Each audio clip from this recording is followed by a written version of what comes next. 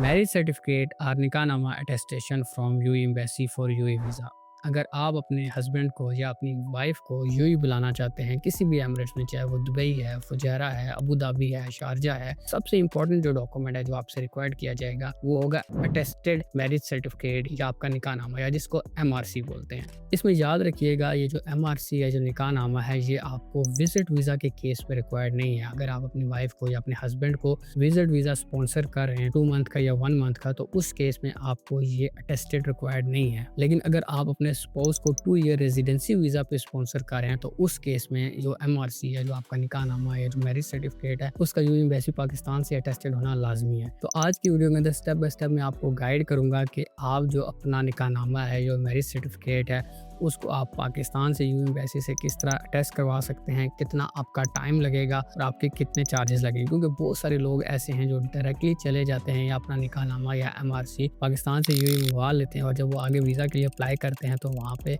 Rejection आ जाती है, नवाकिस आ जाता है, और वो कहते हैं कि ये जो डॉक्यूमेंट है ये अटेस्टेड नहीं है, आपने बगैर अटेस्टेशन के इसको जमा कराया। तो फिर वहाँ पे काफ़ी ज़्यादा प्रॉब्लम फेस करनी पड़ती है, डॉक्यूमेंट उठा के दोबारा पाकिस्तान भेजना पड़ता है, क्योंकि कुछ अटेस्टेशन के स्टेप पाकिस्तान में होते हैं, और उसके बाद ही फिर आप अपना जो वीज़ा है, अपने जो स्पाउस का वीज़ा है, उसको प्रोसेस कर सकते हैं। My name is Mohammed Waqas Javed and welcome to another video. मैं अपने चैनल के ऊपर ट्रैवलिंग से रिलेटेड, डॉक्यूमेंट अटेस्टेशन से रिलेटेड और न्यू वीज़ा से रिलेटेड डिफरेंट वीडियोस बनाता रहता हूँ। अगर आप इस तरह के कंटेंट में इंटरेस्टेड हैं, मेरे चैनल को सब्सक्राइब कर लें ताकि आपको मेरे नए आने वाली वीडियोस टाइमली मिल सकें और उनसे आप फ़ायदा हासिल कर सकें। तो सबसे पहले जो आपकी एमआरसी है, जो आपका मैरिज सर्टिफिकेट है या जो निकाहनामा है, वो कंप्यूटराइज होना चाहिए। इसका सैंपल मैं स्क्रीन पे ऐड कर दूंगा, आप देख सकते हैं कि इस तरह का कंप्यूटराइज एमआरसी या मैरिज सर्टिफिकेट जो है ना, वो एक्सेप्टेबल होता है।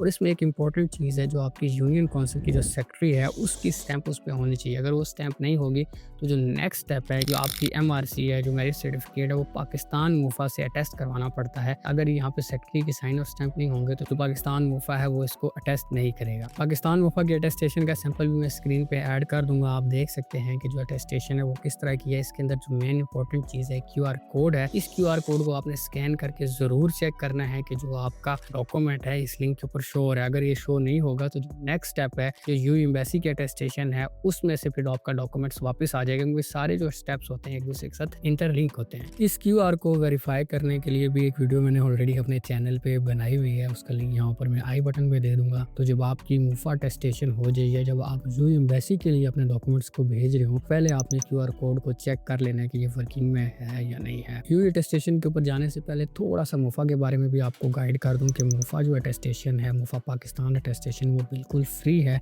आप खुद जा सकते हैं मुफा में और विदाउट एनी अपॉइंटमेंट आपको सेम डे ही अटेस्टेशन मिल जाएगी। इन केस आप पाकिस्तान में अवेलेबल नहीं है और आप चाहते हैं कि इस मुफा अटेस्टेशन में मैं आपकी हेल्प करूं, तो ऑलरेडी मैंने अपने काफ़ी ज़्यादा सब्सक्राइबर्स को जो मुफा की अटेस्टेशन है वो 2 स्टेप पे करवा के दिए जी। इसका मतलब ये है कि जो मुफा की अटेस्टेशन है, आप डॉक्यूमेंट्स मुझे सेंड करेंगे और मैं आपको वो अटेस्टेशन करवा के दूंगा। एंड सेकेंडली, अगर आप मुफा की अटेस्टेशन खुद करवाना चाह रहे हैं तो इस पर भी ऑलरेडी मैंने वीडियो बनाई हुई है, तो उसका लिंक यहाँ पर आई बटन में दे दूंगा। तो उसको देख के आप खुद भी अटेस्टेशन करा सकते हैं, और इन केस आप अवेलेबल नहीं है तो आप मुझसे भी रब्ता कर सकते हैं। जब आपकी मुफा की अटेस्टेशन हो जाती है तो नेक्स्ट स्टेप यूएई एम्बेसी की अटेस्टेशन होता है। तो इसकी जो अटेस्टेशन है, इसका जो नया प्रोसेस है वो पाकिस्तान में इंट्रोड्यूस हो चुका है। पहले क्या होता था कि जो आपके डॉक्यूमेंट्स हैं उनके ऊपर एक स्टैंप लगाई जाती थी और उसको यूएई एम्बेसी की अटेस्टेशन बोलते थे। यहाँ पे मसला खत्म नहीं होता था। इसके बाद आप यूएई डॉक्यूमेंट लेके जाते थे और वहाँ से यूएई मुफा से कराते, तो वहाँ पे भी एक स्टिकर आपको आपके डॉक्यूमेंट पे लगवा के दिया जाता था। लेकिन रिसेंटली ये सारा जो प्रोसेस है ये अपडेट हो गया है। अब क्या होता है कि जो आपका डॉक्यूमेंट है आफ्टर पाकिस्तान मुफा, यहाँ पाकिस्तान में यूएई एम्बेसी से अटेस्टेशन होती है और आपको एक एईडीए नंबर मिलता है और उसके साथ आपको एक पीडीएफ मिलता है। उसका सैंपल मैं स्क्रीन पे ऐड कर दूंगा, आप देख सकते हैं। इस तरह का पीडीएफ आपको सेंड किया जाता है, जिसपे जो मेन इंपॉर्टेंट चीज़ है वो एईडीए नंबर है। उसको यूज़ करके आप ऑनलाइन मुफा यूएई की जो वेबसाइट है वहाँ पे जाके अपने डॉक्यूमेंट को देख सकते हैं। पहले क्या होता था कि एक स्टैंप लगाई जाती थी, उसका सैंपल भी मैं ऑनलाइन आपको शेयर करूंगा। अभी भी कराची में वो ओल्ड मेथड फॉलो हो रहा है जो कराची यूएई एम्बेसी है, लेकिन उसमें और न्यू मेथड में ये फ़र्क है। जो न्यू मेथड है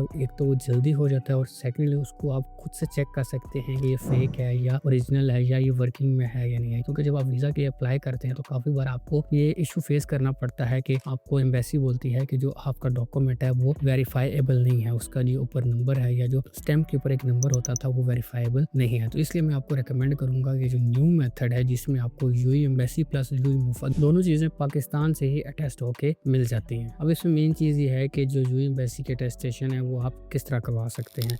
इसके लिए मुफा यूएई की ऑफिशियल जो वेबसाइट है उसको यूज़ किया जाता है। इस पे ऑलरेडी मैंने एक वीडियो बनाई है जिसके अंदर मैंने आपको बताया है कि कैसे आप अपने डॉक्यूमेंट को लिस्ट कर सकते हैं, कैसे अपना आप अकाउंट बना सकते हैं। तो उसका लिंक यहाँ पर आई बटन पे आ रहा होगा, आपने उस वीडियो को जो है फॉलो कर लेना है और फॉलो करके अपना अकाउंट बना के अपने डॉक्यूमेंट को लिस्ट कर देना। तो इसमें मैं आपको मेन चीज़ें गाइड कर देता हूँ, जैसे कि फीस 32,056 रुपीज़ जो है ना वो आपके लोकल अकाउंट से अगर आप करते हैं, पाकिस्तानी अकाउंट से, बैंक अकाउंट से अगर आप पे करते हैं तो इतनी टैक्स को मिला के डिडक्शन होती है। सेकेंडली 2,000 से 3,000 जो कंपनी सर्विस प्रोवाइड करती है वो आपसे चार्ज करती है, तो अराउंड वो 33,000, 34,000, 35,000 इतने में जो आपकी यूएई एम्बेसी की अटेस्टेशन है वो हो जाती है। अगर टाइमलाइन की बात की जाए तो ये जो न्यू मेथड है ये काफ़ी ज़्यादा फास्ट है, तकरीबन 2 से 3 दिन में अब जो आपकी अटेस्टेशन है वो हो जाती है। आपको एक PDF आपकी ईमेल पे भी रिसीव हो जाता है, आप उसको सिंपली उसके ऊपर AEDA नंबर होता है, आप उसको देख के डॉक्यूमेंट आपको एक दिन बाद मिलता है, लेकिन PDF आपको पहले ही रिसीव हो जाता है। तो आप उसी AEDA नंबर को यूज़ करके ऑनलाइन अपने डॉक्यूमेंट को वेरीफाई कर सकते हैं और वही AEDA नंबर अपने PRO को यूएई में भेज सकते हैं और आपको फिजिकल डॉक्यूमेंट की भी ज़रूरत नहीं है। आपका PRO यही AEDA नंबर यूज़ करके इजीली मुफा यूएई की वेबसाइट से डॉक्यूमेंट डाउनलोड करके आगे वीज़ा अप्लाई कर सकता है। सेकेंडली जो कराची का मेथड है उसमें टाइम थोड़ा ज़्यादा लगता है, अराउंड अबाउट 7 से 10 दिन, कभी कभी 15 दिन लग जाते हैं। और उसमें एक प्रॉब्लम ये होता है कि वो ऑनलाइन इजीली वेरीफाइबल नहीं होता और उस केस में फिजिकली डॉक्यूमेंट सेंड करना पड़ता है। एक तो आपको कोरियर के चार्जेस बियर करने पड़ते हैं जो कि 6 से 7,000 पाकिस्तान से यूएई के हैं। सेकेंडली आपको वहाँ पे मुफा यूएई की दोबारा से कभी कभी आपको PRO बोलता है कि अटेस्टेशन कराएं। तो अगर पाकिस्तान की बात की जाए तो पाकिस्तान में 20 से 25,000, 28,000 लोकल मार्केट में कंपनीज चार्ज कर रही हैं। एंड देन जब आप यूएई मुफा करवाते हैं तो उसके अराउंड अबाउट 250 AD चार्जेस हैं। तो कलेक्टिवली अगर सारे चार्जेस को मिलाया जाए तो ये खर्चा भी तकरीबन 30 से 35,000 ही बनता है, लेकिन इसमें जो टाइम लाइन है वो थोड़ी सी ज़्यादा होती है। तो मैं आपको यही रिकमेंड करूंगा कि जो न्यू सिस्टम है जो इस्लामाबाद से हो रहा है आप इसको फॉलो करें और टाइमली जो अपनी अटेस्टेशन है उसको करवा के AEDA नंबर के थ्रू